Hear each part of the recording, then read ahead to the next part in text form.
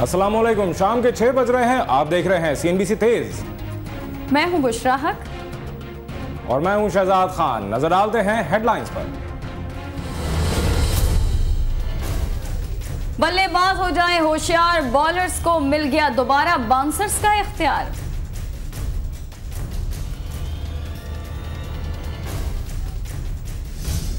कराची में gang war में दस्ती बम हमले बढ़ गए। एक खातून जान से गई, 13 अफराद लहूलुहान। नए वजीर आजम का बड़ा इम्तिहान शुरू। सुप्रीम कोर्ट ने करार दिया है कि सुइस हुक्काम को खत लिखने या ना लिखने के बारे में बताना होगा जरूर। हुकूमत ने बिजली के मारे आवाम के आंसू पोंछने के बजाय मजीद निकाल दिए। मई के लिए फी यूनिट ₹1.51 बढ़ा दिए। ISAF कमांडर आए मिलने तो जनरल कियानी ने साफ कह दिया कि इत्तेहादी फौज पाकिस्तानी फौजियों पर हमला करने वाले शिद्दत पसंदों के खिलाफ ऑपरेशन करे। कब्रिस्तान में जहां इंसान अबदी नींद सो जाता है, वहीं कराची में कायम स्कूल तलबा को आगे बढ़ने का रास्ता दिखाता है। ठट्ठा में तो कियानी ने 10 अफराद को डुबो दिया। गोताखोरों ने 15 को जिंदा निकाल लिया। मिस्र के नौमुंतखब सदर के अहलिया खातून अव्वल नहीं कहलाएंगी। नजला महमूद करेंगी हिजाब की पाबंदी।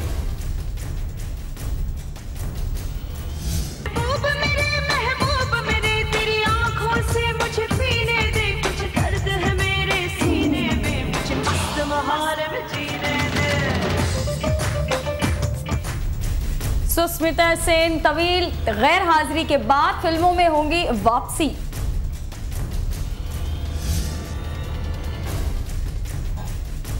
और हांगकांग की पहली जीरो कार्बन इमारत की तामीर मुकम्मल।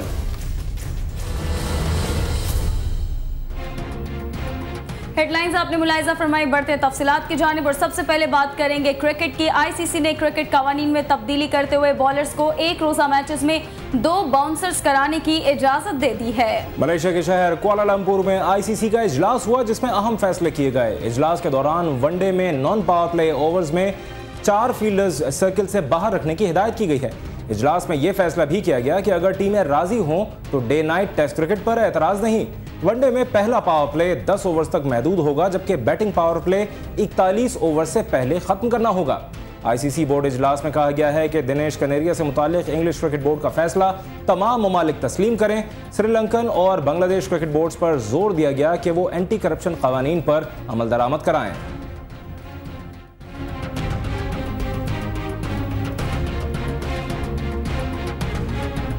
बैनुल-अक़वामी क्रिकेट काउंसिल के इजलास में होने वाले फैसलों पर बात करने के लिए हमारे साथ मौजूद हैं सीनियर स्पोर्ट्स तज़कियाकार कमर अहमद। अस्सलाम वालेकुम कमर साहब। वालेकुम सलाम। कमर साहब, ये बताइएगा कि ICC इजलास में DRS को सिर्फ भारतीय क्रिकेट बोर्ड के एतराज़ पर लाजमी नहीं करार दिया गया। क्या इस मसले पर रुकन ममालिक के दरमियान वोटिंग नहीं कराई जा सकती थी?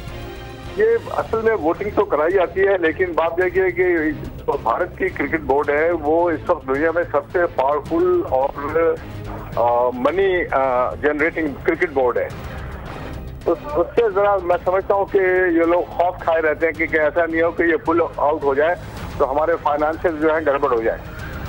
तो इस बात को ये एमिकेबली सेटल करना चाहते हैं और कोई बदमजगी ये पैदा नहीं करना चाहते इंडिया की क्रिकेट बोर्ड से और दूसरे जो इंटरनेशनल क्रिकेट काउंसिल के जो फुल मेंबर्स हैं उनमें। तो इसी वजह से ये जो अभी तक की ये नेगोशिएशन चल रही है इंडिया के क्रिकेट बोर्ड से, और आखिर में देखिए इसका फैसला क्या होता है कि क्या इंडिया इन सब चीज़ों पर राजी होता है या नहीं। लेकिन कमर साहब, क्या ये ICC और भारतीय क्रिकेट बोर्ड के दरमियान एक तरह की मैच फिक्सिंग नहीं है? नहीं, ये फिक्सिंग तो मैं नहीं कहूँगा। ये मैं समझता हूँ कि थोड़ी सी डिफरेंसेस पैदा हो गए हैं। ICC के जो ट्रायल बेसिस पे ये डिफरेंट लॉज को ये चेंज करते हैं, फिर इसको इंट्रोड्यूस करते हैं। इन सब चीज़ों में अब मेरा कहना यह है कि अगर टेक्नोलॉजी अवेलेबल है तो उसका पूरा इस्तेमाल होना चाहिए। जिस तरह अभी आप देखें कि इमारात में जब पाकिस्तान की टीम इंग्लैंड से खेली तो उस वक्त ये पाकिस्तान की टीम और इंग्लैंड की team they could afford it and they allowed the DRS system, decision review system. वहां पर फायदा काफी हो गया, खासकर पाकिस्तान को, इसलिए कि पाकिस्तान का स्पिन अटैक बेटर था, बॉल लो हो रही थी और ये टेक्निकली रॉन्ग हैंडल कर रहे थे इंग्लैंड के बैट्समैन। वो वाइट वॉश हो गया टेस्ट मैचेस में उनको। जब उनको होश आया तो वो फॉरवर्ड खेलने लगे और स्पिनर्स को पाकिस्तान के, तो उन्होंने वनडे में पाकिस्तान को वाइट वॉश कर दिया। ये बहुत जरूरी है कि टेक्नोलॉजी अगर अवेलेबल है इसका पूरे से पूरा फायदा उठाए। सही। अच्छा कमर साहब, आईसीसी को day and night test cricket पर कोई एतराज़ नहीं है। टेस्ट क्रिकेट में ये तजुर्बा आपके ख्याल से कैसा रहेगा?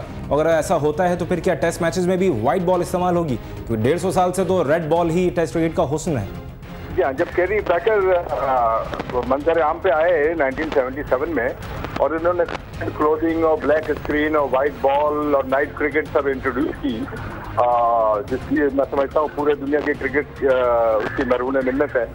तो उस वक्त सब लोग उंगलियां उठा रहे थे क्रिकेट के बड़े बड़े नकाद और मुबस्सिर और खिलाड़ी के, ये क्या बकवास है, ये पजामा क्रिकेट है, उसको कहते थे पजामा क्रिकेट है। अब वही पजामा क्रिकेट इतनी मकबूल हो गई है कि लोग उसको शौक से देखते हैं। दादा अभी टेस्ट क्रिकेट में भी ये जिद्दत पैदा करना चाह रहे हैं क्राउड को अट्रैक्ट करने के लिए। तो अगर ये कैचअप कर लिया, अगर टेस्ट क्रिकेट में ये सब चीज़ें, नाइट क्रिकेट, तो बहुत से लोगों को मौके मिल जाएंगे टेस्ट क्रिकेट देखने के, जो जिनको ऑफिस में जाने की वजह से या मसरूफियत की वजह से देख नहीं सकते। सही। अच्छा कमर साहब, ये भी बताइएगा कि दिनेश कनेरिया से मुताल्लिक इंग्लिश क्रिकेट बोर्ड का फैसला तमाम ममालिक को तस्लीम करने की हिदायत की गई है, जबकि कनेरिया तो मामले पर खुली समाअत का मुतालबा कर रहे हैं।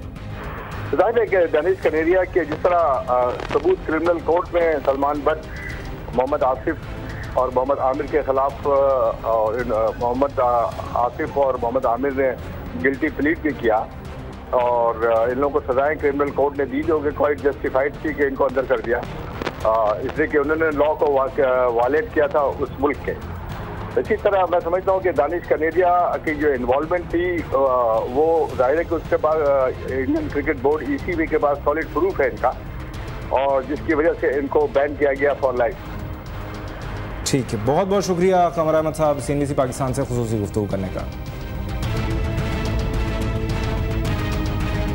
कुछ बात करेंगे शहर कायद की, जहां के इलाके डालमिया में दस्ती बम हमले में एक खातून हलाक और पुलिस अहलकार समेत 13 अफराद जख्मी हो गए। गुलशन इकबाल के इलाके में डालमिया शांति नगर में मुलजिम की गिरफ्तारी के लिए जाने वाली पुलिस मोबाइल पर दस्ती बम हमले में खातून हलाक और पुलिस अहलकार समेत 13 अफराद जख्मी हो गए। वाक़े के बाद पुलिस और रेंजर्स की भारी नफरी ने इलाके को घेरे में ले लिया। टारगेटेड ऑपरेशन के दौरान कानून नाफिज करने वाले इदारों ने 6 से ज़ायद मुश्तबा अफराद को हिरासत में लेकर तफ्तीश के लिए नामालूम मकाम पर मुंतकिल कर दिया।